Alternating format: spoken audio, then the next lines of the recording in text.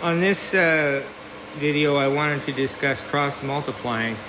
I discussed this with you the first day of class and went over it in quite a lot of detail, but then there's a lot of material the first day, so you might have forgotten. I've been doing this throughout the course. I do it all the time. Very often the last step in solving an equation, I use cross multiplying, but you may or may not understand what I'm doing, so I figured I would go over it here since this is a natural place to go over it, because this is another way to think of solving proportions. Okay, so the cross and cross multiplying refers to crossing the equal sign, not forming a cross shape, which I know a lot of people were taught in high school, but that's just wrong.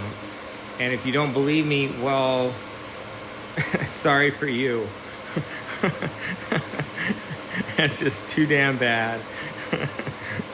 So it's a shorthand way of thinking about multiplying or dividing both sides of a proportion by a non-zero quantity. So we only do cross multiplying with proportions. Okay, and if we had something that wasn't a proportion and we wanted to do cross multiplying, we would have to make it into a proportion first by combining two things into one fraction on one side of the equation, you know? So we'd have to have one fraction on each side of the equation. So you could possibly combine everything into one fraction. But it's not usually worth the trouble to do that. So we usually just use this cross multiplying when we have a proportion.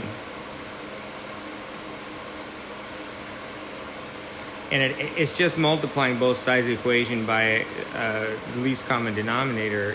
Well, sometimes it's not the least common denominator, but it's multiplying both sides of an equation by a non-zero quantity. Okay? And it's not used with equations, I just said this, that are not proportions.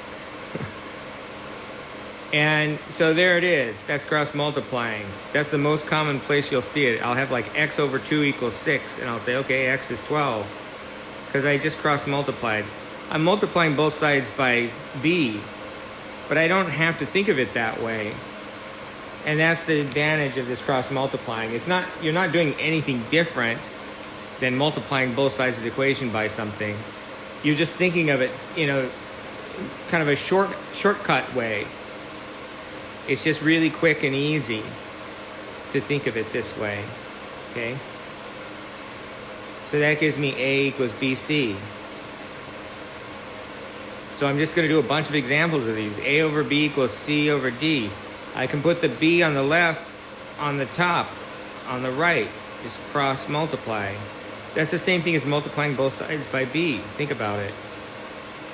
But I don't have to multiply both sides by B. I can just cross multiply. Okay? I can go that way and get BC equals A. I can go that way. You see? BC over D equals A. I just went all four, my arrow goes all four possible ways.